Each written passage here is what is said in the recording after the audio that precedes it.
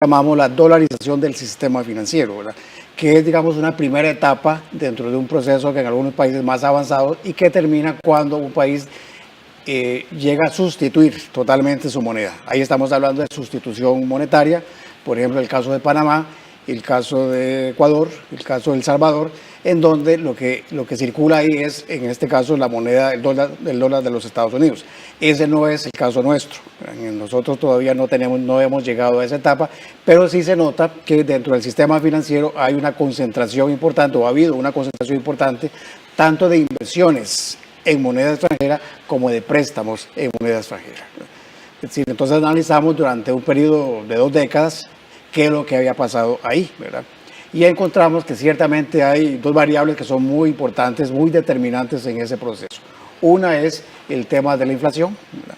Es decir, la gente se dolariza en ese sentido cuando la inflación alcanza niveles muy elevados. En ese caso, entonces, endeudarse en dólares o invertir en dólares viene siendo como un mecanismo de protección, ¿verdad?, ante inflaciones muy elevadas. El otro elemento es el tipo de cambio, ¿verdad? Igualmente, el tipo de cambio es un factor que también motiva a endeudarse o invertir dependiendo de las fluctuaciones, las variaciones que tenga ese tipo de cambio, ¿verdad? También se ve como un mecanismo de protección, ¿verdad?, versus la moneda local, ¿verdad? Y entonces sí, ciertamente se ve que estas 2 variables tienen una incidencia importante, ¿verdad? Ahora, es un proceso que se viene viendo a lo largo del tiempo. Recordemos que Costa Rica tuvo una crisis cambiaria muy importante al inicio de los 80s, ¿verdad? Y ese fenómeno pareciera que todavía persiste. Alguien podría decir, bueno, ya ha pasado mucho tiempo, ¿verdad?, 2 décadas. Sin embargo, en muchos países ha sucedido lo mismo. Es decir, como que es un fenómeno que queda en el pensamiento de la gente, ¿verdad?, por largo tiempo. Pero en estos 20 años, ¿esa dolarización financiera se ha incrementado o se ha reducido? Se ha reducido, ¿verdad? Se ha reducido básicamente porque, por un lado, la inflación se ha disminuido, ¿verdad? Entonces la gente se ve menos, digamos, amenazada desde ese punto de vista. Ciertamente, si uno ve la tendencia de la inflación en los últimos años ha sido bastante baja, ¿verdad? Y por otro lado, que el tipo de cambio pues ha tenido una variación en el tiempo, en algunos momentos alta, en algunos otros momentos más baja, en otros momentos muy estable, ¿verdad? Y entonces ahí, digamos, los depósitos o los préstamos claramente responden a esa política en particular, ¿verdad? Entonces depende mucho del tipo de, digamos, de medida cambiaria que exista, ¿verdad? Cuando tenemos el tipo de cambio fluctuando más, por ejemplo, con el sistema nuestro de las bandas cambiarias, cuando se establecieron, ahí el tipo de cambio comenzaba a moverse más, entonces la gente se iba más hacia digamos, la moneda local. En el caso de un préstamo, una persona que se endeuda con un tipo de cambio que fluctúa mucho, prefiere endeudarse en moneda local.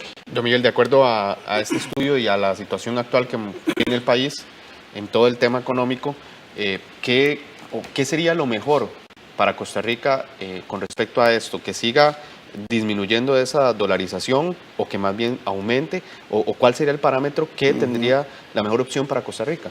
Bueno, eso es un tema, digamos, que puede ser relativo, ¿verdad? Porque no es fácil determinar hasta qué punto, ¿verdad?, se debe llegar.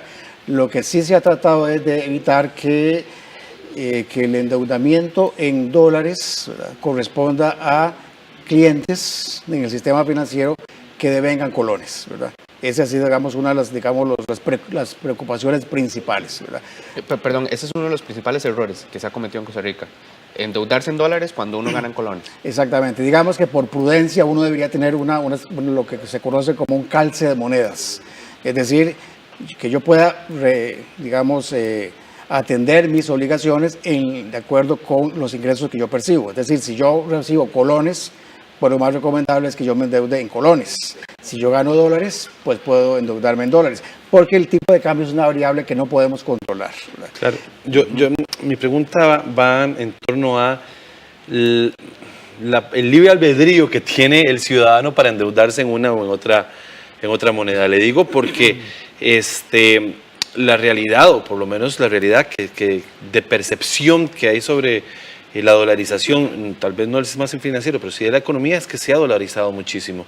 Entonces, cuando uno va a una feria de automóviles, digamos, quiere comprarse un carro, le dicen, sí, pero el endeudamiento es en dólares. O va a comprar una casa, sí, pero la venta es en dólares, ¿verdad? Eso se ve mucho, es casi que la costumbre.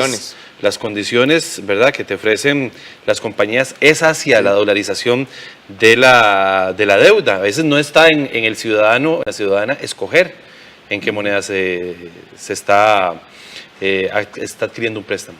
Lo que pasa es, la diferencia ahí es que ciertamente el precio del artículo está en dólares, pero la gente lo va a pagar en colones.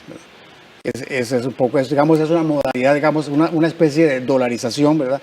En el sentido de que sí, ciertamente yo voy a atender esa deuda, pero la voy a atender en colones. Es decir, yo voy a pagar, yo voy a comprar los dólares en el mercado, en los bancos, ¿verdad?, con mis colones, ¿verdad?, y asumiendo el riesgo cambiario correspondiente, ¿verdad?, que no es lo mismo, ¿verdad?, cuando el artículo está denominado en dólares y yo lo pago en dólares, por ejemplo, como el caso de la economía panameña, por ejemplo, ¿verdad?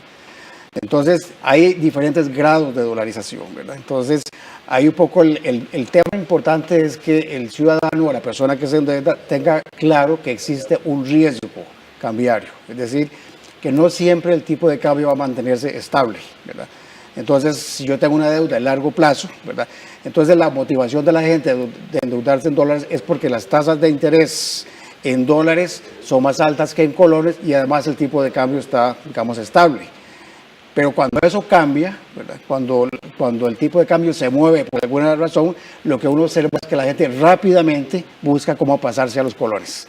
Y cuando eso nuevamente se estabiliza, entonces vuelve a los dólares, ¿verdad? Entonces está en ese movimiento, ¿verdad?, dependiendo del movimiento que tengan estas variables, ¿verdad? Pero entonces a veces los cambios son muy rápidos, ¿verdad? Y entonces ese movimiento de colones a dólares o dólares a colones va a depender de qué es lo que él percibe que va a pasar, ¿verdad? Y bueno, ese es el tema de que el tema central es que ese riesgo cambiario debería internalizarse, es decir, que si yo me endeudo en moneda extranjera, yo debo ser consciente de que ahí hay un riesgo que yo tengo que asumir, ¿verdad?, que puede ser en algún momento relativamente bajo, pero que en otro momento puede ser relativamente alto, ¿verdad?, porque es una variable que no es fácilmente controlable, es decir, no depende de variables únicamente locales, sino que depende en gran medida de lo que pasa en el resto del mundo también, ¿verdad? Don Miguel, hablando de eso y en una consulta en la línea de lo que preguntaba Randall, ¿hay alguna forma en que, no sé si se puede controlar o prever de que la gente no lo haga en dólares cuando ganan en colones? Digo porque el mismo ejemplo que decía Randall, uno va a las expos estas de automóviles, de viviendas, Expo Pymes, todos, o las que tienen, muchos de uno le ofrecen créditos que son en dólares. Las condiciones a uno le favorecen porque esas condiciones son las mejores, ¿verdad? Entonces, por supuesto que uno va a escoger esa, pero ¿hay algo que pueda controlar para que sea más equilibrado en el tema de las condiciones en dólares o condiciones en colones? Digamos, las empresas pueden ofrecer el financiamiento en colones o en dólares, ¿verdad? Ahora, lo que la gente compara es, digamos, las tasas de interés, ¿verdad?, que en dólares pueden ser más bajas, ¿verdad?, que en colones, ¿verdad? Ahora, lo que normalmente han hecho los países es tratar de crear unos incentivos para que personas que no devengan dólares no se endeuden de manera, digamos, desproporcionada en moneda extranjera. Por ejemplo, encareciendo de alguna manera el endeudamiento en dólares en esas condiciones.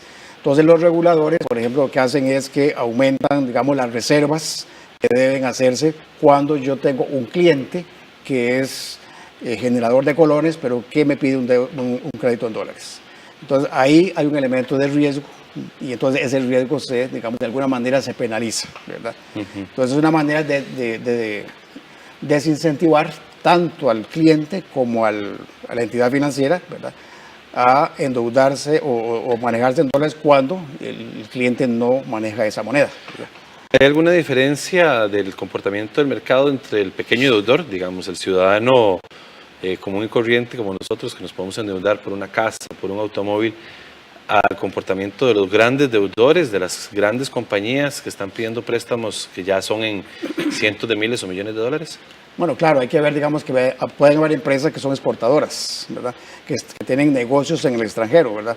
Y ahí hay un elemento que entraba en la discusión, que lo planteamos en el estudio, no necesariamente una dolarización puede ser negativa, es decir, puede ser incluso necesaria cuando hay un país que tiene una exposición externa, digamos que es una economía muy abierta porque es un país, digamos, que hay mucha exportación, ¿verdad? O hay mucha importación, o hay muchos negocios internacionales, ¿verdad? Con bancos extranjeros, etcétera, ¿verdad? Entonces hay una parte de la economía que requiere esos dólares porque estar cambiando de colones a dólares o dólares a colones pues tiene un costo, ¿verdad? Claro. Entonces eso fue lo que hizo en su momento Panamá, es decir, llegó un momento en donde para ellos no tenía mucho sentido estar cambiando de balboas a dólares y entonces dijeron de una vez mejor usemos la moneda, digamos, extranjera como moneda de curso legal, ¿verdad? Pero sí, hay empresas que pueden perfectamente endeudarse en dólares porque tienen cómo responder, ¿verdad? Ese es el tema, ¿verdad? ¿Cómo ha afectado este movimiento que han tenido las bandas cambiarias? El año pasado estuvimos en una etapa donde el movimiento fue, por decirlo de alguna manera, fue un poco brusco. ¿Cómo ha cambiado eso y cómo puede cambiar previendo lo que va a ser de este año o a partir de este momento? Bueno, las bandas cambiarias fue una experiencia nueva, ¿verdad? Y si uno recuerda, al inicio había fluctuaciones muy fuertes en el tipo de cambio, como bien usted lo menciona. Entonces, claro, la gente ahí reaccionaba pasándose a los colones, ¿verdad? Porque eran movimientos muy, muy rápidos y había una cierta incertidumbre, ¿verdad? En este país a mí me parece que uno de los precios, tal vez el más sensible en la economía, es el tipo de cambio. Es decir, se puede subir una tarifa, se puede subir un impuesto o una tarifa de autobús o electricidad. Sí, la gente se incomoda, protesta, se preocupa, pero no al grado de ver un incremento del tipo de cambio que suba de 5 a 10 colones, ¿verdad? Eso, yo diría que eso le causa un temor bastante grande, ¿verdad? Entonces su reacción es inmediata, ¿verdad? Entonces en ese sentido, sí, cuando había unas variaciones muy grandes en ese periodo de las bandas cambiarias, sí, la gente se pasó a los colones.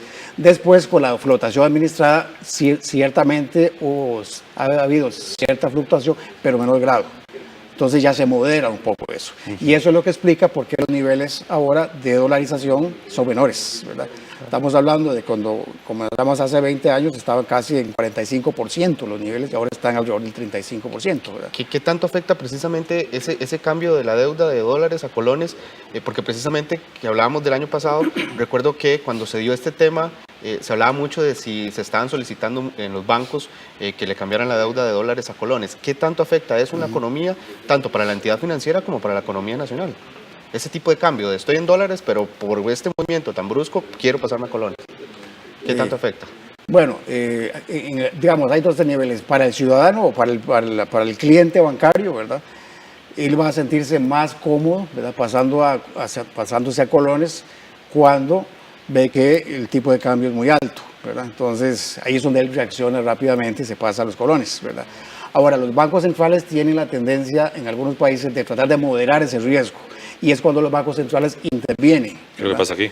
Exactamente. Entonces, ahí lo que se considera es que cuando los bancos centrales hacen eso, de alguna manera están como escondiendo un riesgo que está ahí latente, ¿verdad?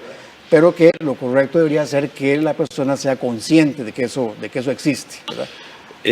Don Miguel, ustedes hablan de 4 o 5 puntos en la política económica que deben de intervenirse sobre este tema. Nos quedan un par de minutitos nada más para hablar sobre específicamente esos puntos específicos de los cuales uno es la intervención del Banco Central respecto al tipo de cambio. Sí, ese es uno, efectivamente, ¿verdad? Es decir, de tener, digamos, una cierta, digamos, criterio técnico, ¿verdad? A ver hasta dónde es conveniente, ¿verdad?, que haya esa intervención, ¿verdad? O el otro punto es si este país debe, como recomienda el Fondo Monetario en muchos casos, que el país debe identificar, bueno, cuál es el grado de dolarización que necesita y vivir con eso. Es decir, no forzarlo de una manera, digamos, reglamentaria, ¿verdad? Porque también el otro tema que está ahí, que usted menciona, es precisamente los costos que tiene cuando se trata de forzar un nivel de dolarización, digamos, más allá que tal vez sea lo necesario, ¿verdad? Entonces ahí eso tiene costos importantes, ¿verdad? Flexibilidad cambiaria es otro de los temas, ¿verdad? Y el encaje mínimo legal también es un tema. Es otro de los elementos que se usan mucho precisamente para frenar las dolarizaciones, ¿verdad? Entonces la flexibilidad cambiaria es lo que permite es que se entienda que existe ese riesgo, ¿verdad? Es claro que hay una flexibilidad, digamos, que sea controlada, ¿verdad? Si tampoco se trata de que el tipo de cambio ande suelto para arriba y para abajo, ¿verdad? Sino que hay un escenario donde hay una flexibilidad que está controlada, ¿verdad? Entonces ese riesgo, digamos, se manejaría de esa forma. Muchísimas gracias, don Miguel Loría, economista de la Academia de Centroamérica, que nos acompaña esta noche. Con mucho gusto. Gracias, don Miguel. Vamos de esta forma a un corte comercial y ya regresamos con Costa Rica Noticias.